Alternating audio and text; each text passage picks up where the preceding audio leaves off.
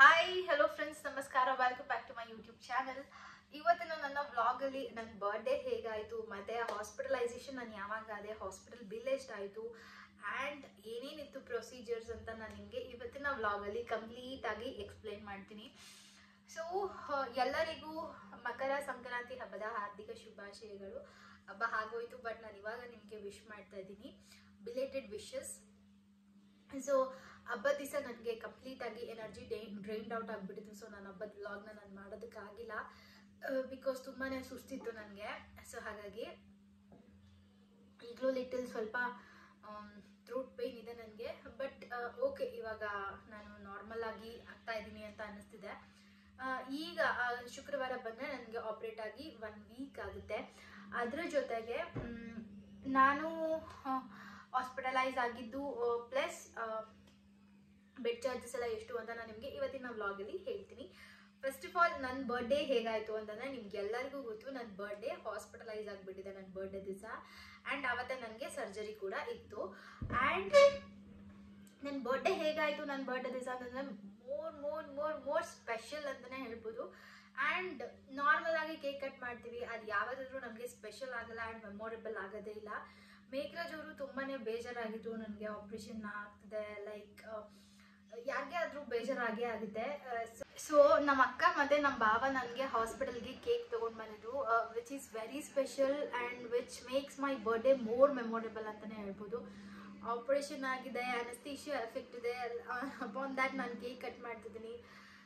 Very very very ಏನಂತಲೇ ಹೇಳ್ಬೋದು, ಆ situation ಸ್ವಲ್ಪ ಖುಷಿನೂ ಆಗ್ತದೆ ಇವಾಗ ನೆನೆಸ್ಕೊಂಡ್ರೆ. ಆವಾಗ ಸ್ವಲ್ಪ ಬೇಜಾರು ಆಗಿತ್ತು. ಬಟ್ ನಮ್ಮ ಬಾಬಾ ಕೇಕ್ ತೊಗೊಂಡು ಬಂದಾಗ ನನ್ನ ಮುಖದಲ್ಲಿ ಇದ್ದಂಥ ಸ್ಮೈಲ್, ಆ ಟೈಮಲ್ಲಿ ನನಗೆ ಸ್ಮೈಲು ಮಾಡೋಕ್ಕಾಗ್ತಾ ಇರಲಿಲ್ಲ. ಸೊ ನಮ್ಮ ಬಾಬಾ ತುಂಬಾ ನಗಿಸ್ತಾ ಇದ್ರು, ಆ್ಯಂಡ್ ಆವಾಗಲೂ ನನಗೆ ನಗೋಕ್ಕಾಗ್ತಿಲ್ಲ. So in this vlog, from my bottom of my heart, I would like to thank you so much Baba, and thank you for making my birthday memorable. ನಮ್ಮ ಅಕ್ಕನೂ ಬಂದಿದ್ರು ಆ್ಯಂಡ್ ನಮ್ಮ ಮಾವನೂ ಬಂದಿದ್ರು. ಸೊ ನಮ್ಮ ಬಾಬನ ಹೆಸರು ರೂಪೇಶ್ ಅಂತ.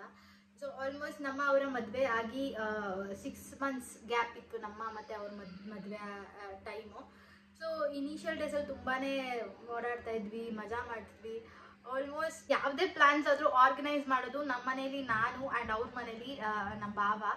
ಸೊ ನಾವಿಬ್ಬರು ಒಂಥರ ಹೆಂಗೆ ಅಂತಂದರೆ ಕ್ರೈಮ್ ಪಾರ್ಟ್ನರ್ಸ್ ಅಂತಲೇ ಹೇಳ್ಬೋದು. ಸೊ ಹೇಗಿತ್ತು ಅಂತಂದರೆ, ಕೋಇನ್ಸಿಡೆನ್ಸ್ ನ್ಯೂ ಇಯರ್ ಆಗ್ತಾ ಇದ್ದಂಗೆ ಅವ್ರಿಗೂ ಗ್ರೇಟ್ ಇಂಜುರಿ ಆಗಿಬಿಟ್ಟಿತ್ತು. ಲೈಕ್ ಅವ್ರಿಗೂ ಲೆಫ್ಟ್ ಹ್ಯಾಂಡ್ ಇಂಜುರಿ ಆಗಿ ಅವ್ರಿಗೂ ಬೋನ್ ಕಟ್ ಆಗಿದೆ, which is very very severe injury ಅಂತಲೇ ಹೇಳ್ಬೋದು. ಅದಾಗಿ 1 ವೀಕ್ಗೆ ನನಗೆ ಸರ್ಜರಿ ಆಯಿತು.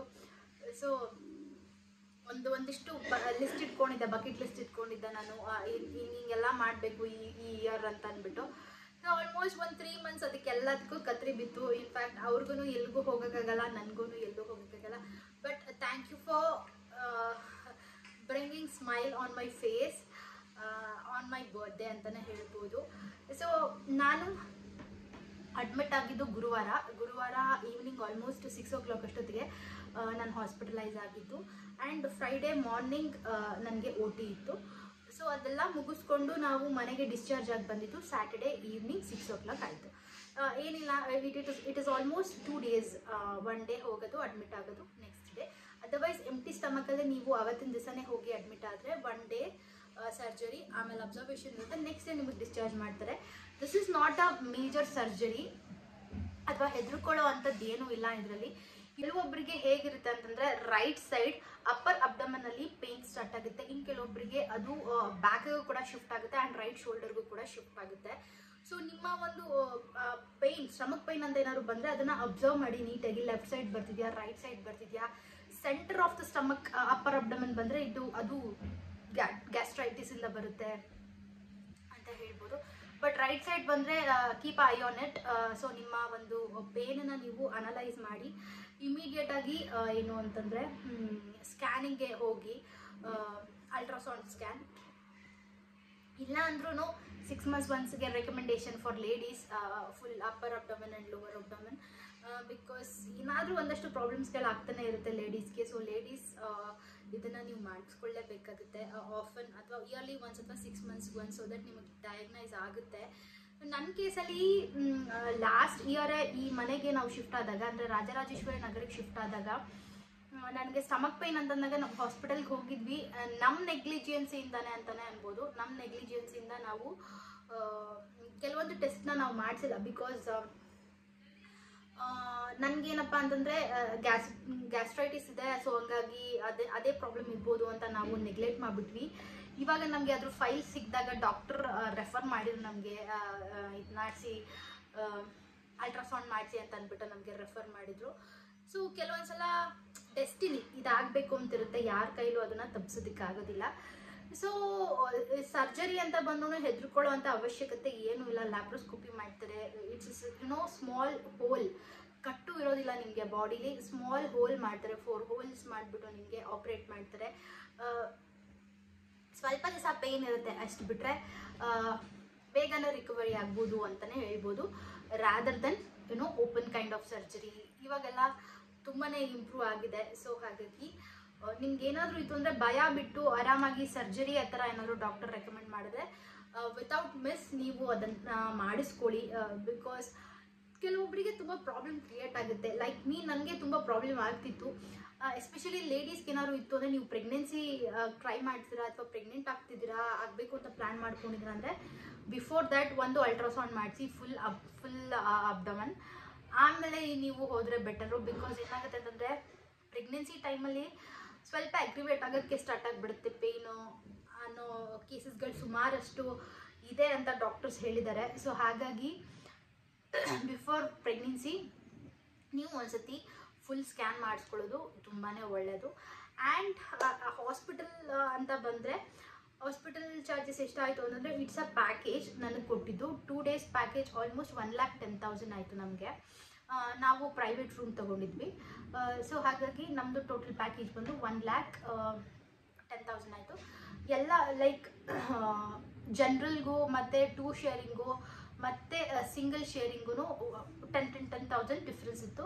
ಸೊ ನಮಗೆ ಜಾಸ್ತಿ ಡಿಸ್ಟರ್ಬೆನ್ಸ್ ಬೇಡ ಅಂತ ಹೇಳ್ಬಿಟ್ಟು ನಾವೇನು ಮಾಡಿದ್ವಿ, we opt for private room. ನಿಮ್ಮ ಒಂದು convenient and depend on the hospitals also ನೋಡ್ಕೊಳ್ಳಿ. ಆ್ಯಂಡ್ ಸರ್ಜರಿ ಅಂತ ಅಂದರೆ ಭಯ ಪಟ್ಕೊಳ್ಳೋ ಅವಶ್ಯಕತೆನೇ ಏನೂ ಇಲ್ಲ. It is a small cut. ನಾನು ಹೇಳಿದಾಗೆ ತುಂಬ ಸ್ಮಾಲ್ ಆಗಿ ಅವರು ಹೋಲ್ ಮಾಡಿರ್ತಾರೆ, ಕಟ್ಟು ಅಲ್ಲ, ಇಟ್ಸ್ ಅ ಹೋಲ್. ಸೊ ಧೈರ್ಯನ ನಾನು ನಿಮ್ಗೆ ಹೇಳ್ತಿದ್ದೀನಿ, because I have gone through. ನನಗೆ ಭಯ ಇರಲಿಲ್ಲ, ನಾನು ಮೆಂಟಲಿ ಫಿಕ್ಸ್ ಆಗಿದ್ದೆ. Even for the surgery also, even for my delivery also. ನನಗೆ ಮೆಂಟಲಿ, ನೀವು ಯಾವುದೇ ವಿಚಾರವಾಗಿ ಮೆಂಟಲಿ ಫಿಕ್ಸ್ ಆಗಿ ನಿಮಗೊಂದು ಸ್ಟ್ರಾಂಗ್ ವಿಲ್ ಪವರ್ ಇದ್ದರೆ ಯಾವ ರೋಗನೂ ಏನೂ ಮಾಡೋದಕ್ಕಾಗಲ್ಲ, ಅಥವಾ ಯಾವುದೇ ಒಂದು ಬ್ರೇಕ್ ಡೌನ್ ಕೂಡ ನಿಮ್ಮನ್ನ ಏನೂ ಮಾಡೋದಕ್ಕಾಗೋದಿಲ್ಲ ಅಂತ ಹೇಳ್ತಿದ್ದೀನಿ. ಅದಾದಮೇಲೆ ಬರ್ಡೇ ಸೆಲೆಬ್ರೇಷನ್ ಅಂತ ಬಂದಮೇಲೆ, ಡಿಸ್ಚಾರ್ಜ್ ಆಗಿ ಮನೆಗೆ ಬಂದಮೇಲೆ ನನ್ನ ಸಿಸ್ಟರ್ ಮತ್ತು ನನ್ನ ಬ್ರದರ್ ಇನ್ ಲಾ ಅವರು ಕೂಡ ಕೇಕ್ ತಂದಿದ್ರು. ಅದರ ಅಟ್ಯಾಚ್ಮೆಂಟ್ ಕೂಡ ನಾನು ನಿಮಗೆ ಈ ವ್ಲಾಗ್ ಎಂಡಲ್ಲಿ ಹಾಕ್ತೀನಿ. ಆಮೇಲೆ ಸ್ಟೋನ್ ಮತ್ತು ನನ್ನ ಗಾಲ್ ಬ್ಲಾಡರ್ ಹೇಗಿತ್ತು ಅದರ ಕ್ಲಿಪ್ಪಿಂಗ್ ಕೂಡ ನಾನು ಈ ವಿಡಿಯೋ ಎಂಡಲ್ಲಿ ಆ್ಯಡ್ ಮಾಡಿರ್ತೀನಿ. ನನಗಾಗಿದ್ದು ಸ್ಟೋನ್ ಲಿಟ್ರಲಿ ಇಷ್ಟಪ್ಪ ಇತ್ತು, ಗೋಲಿ ಥರ ಇತ್ತು. Quite surprised. ಆ್ಯಂಡ್ ಬಯೋಪ್ಸಿಗೆ ಕಳಿಸಿದ್ದಾರೆ. ಬಯೋಪ್ಸಿ ರಿಪೋರ್ಟ್ ಇನ್ನು ಒಂದು 2-3 ಡೇಸಲ್ಲಿ ಬರುತ್ತೆ, 1 ವೀಕ್ ಆದಮೇಲೆ ಬರುತ್ತೆ ಅಂತ ಹೇಳಿದ್ದಾರೆ. ಆ್ಯಂಡ್ ಅದಾದಮೇಲೆ ಮನೆಗೆ ಬಂದಮೇಲೆ ನನ್ನ ಸಿಸ್ಟರ್ ಮತ್ತು ಬ್ರದರ್ ಇನ್ ಲಾ ಬಂದಿದ್ರು ವಿತ್ ಕೇಕ್, ನನ್ನನ್ನು ನೋಡಿಕೊಂಡು ಹಾಗೆ ನನ್ನ ಬರ್ಡೇನೂ ಸೆಲೆಬ್ರೇಟ್ ಮಾಡೋದಕ್ಕೆ ಅಂತ.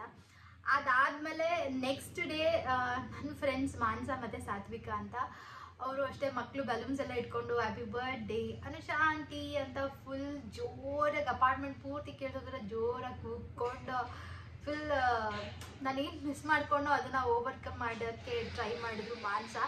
And she gave me this earring which is very pretty. See ನೋಡಿ,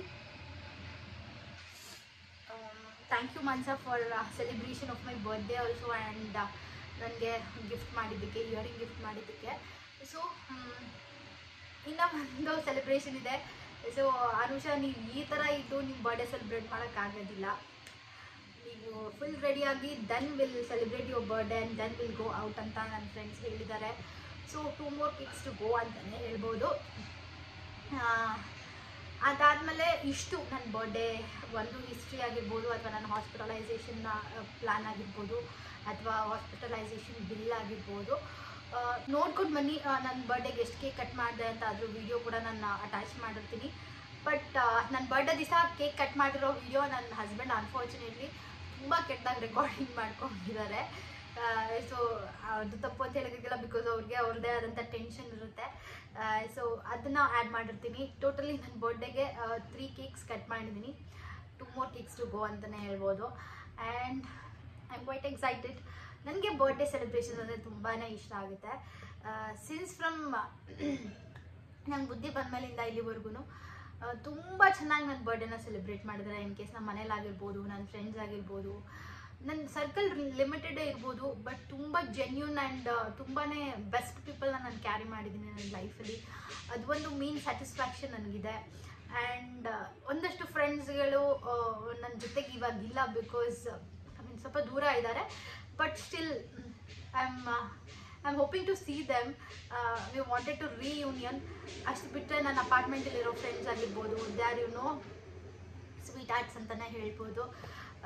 ಸೊ ಇವಾಗ ಅಟ್ಯಾಚ್ಮೆಂಟ್ನ ನೋಡ್ಕೊಂಡ್ಬನ್ನಿ. ಕೊನೆಯದಾಗಿ ನನಗೆ ಎಷ್ಟು ದೊಡ್ಡ ಸ್ಟೋನ್ ಇತ್ತು ಆ್ಯಂಡ್ ನನ್ನ ಗಾಲ್ ಬ್ಲಾಡರ್ ಹೇಗಿತ್ತು ಅನ್ನೋ ವೀಡಿಯೋನ ನಾನು ಹಾಕಿದ್ದೀನಿ. ಫೋಟೋನ ನಾನು ಹಾಕಿದ್ದೀನಿ, ನೋಡ್ಕೊಂಡು ಬನ್ನಿ. ಆ್ಯಂಡ್ ಇವತ್ತಿನ ಕಂಪ್ಲೀಟ್ ವೀಡಿಯೋ ನಿಮ್ಗೆ ಇಷ್ಟ ಆಯಿತು ಅಂದ್ಕೊಳ್ತೀನಿ ಫ್ರೆಂಡ್ಸ್. ಮತ್ತೊಂದು ಹೊಸ ವ್ಲಾಗ್ ಜೊತೆಗೆ ನಾನು ನಿಮ್ಮನ್ನ ಮೀಟ್ ಮಾಡ್ತೀನಿ. ಏನೇ ಡೌಟ್ಸ್ ಇದ್ದರೂ ಕಮೆಂಟ್ ಸೆಕ್ಷನಲ್ಲಿ ಕಮೆಂಟ್ ಮಾಡಿ, ನಾನು ನಿಮಗೆ ರಿವೋರ್ಟ್ ಬ್ಯಾಕ್ ಮಾಡ್ತೀನಿ. ಅಲ್ಲಿವರೆಗೂ take care, love you all, bye.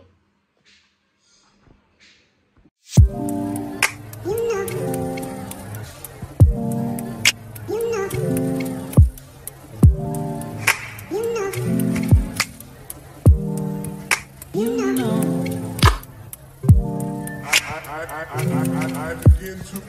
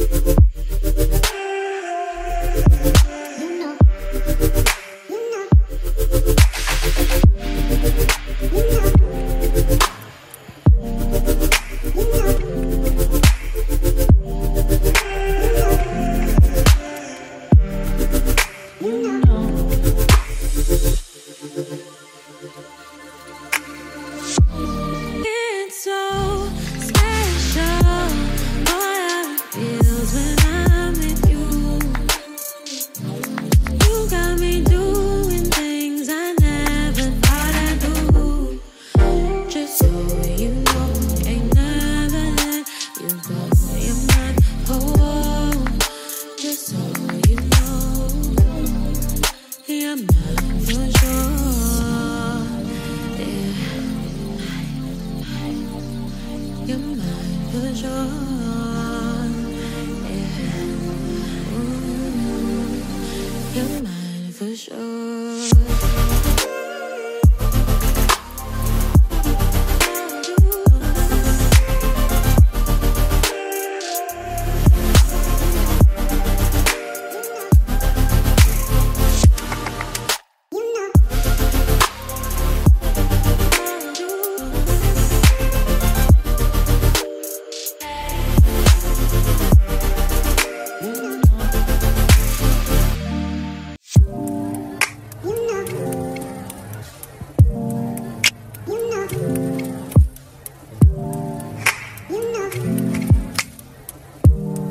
I